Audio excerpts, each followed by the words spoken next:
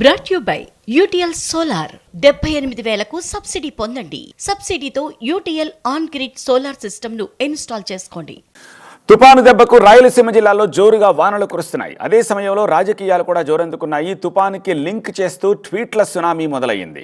ధాన్యం కొనుగోళ్ల అంశంపై మాజీ సీఎం జగన్, మంత్రి నాదెండ్ల మనోహర్ మధ్య ట్వీట్ వార్ మొదలయ్యింది.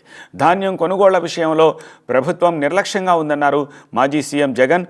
తుపాను వస్తుందని తెలిసినా ధాన్యం కొనుగోలు చేయలేదని జగన్ ఆరోపించారు. సకాలంలో కొనుగోళ్లు చేపట్టకపోవడంతో ధాన్యం తడిచిపోయి రైతులు రోడ్డున పడ్డారంటూ జగన్ ట్వీట్ చేశారు. అయితే జగన్కు కౌంటర్ ఇస్తూ ట్వీట్ చేశారు మంత్రి నాదెండ్ల మనోహర్.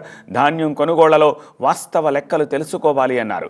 గత ఏడాది ఇదే సమయానికి 4.43 లక్షల మెట్రిక్ టన్నుల ధాన్యం సేకరిస్తే ఈ ఏడాది 9.14 లక్షల మెట్రిక్ టన్నుల ధాన్యాన్ని సేకరించినట్టు ఆయన చెప్పారు.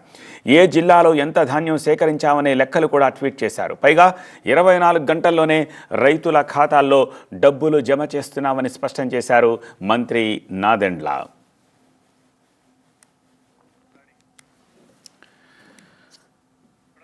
Brought you by UTL solar 78,000కు సబ్సిడీ పొందండి. సబ్సిడీతో UTL on grid solar system ను ఇన్స్టాల్ చేసుకోండి.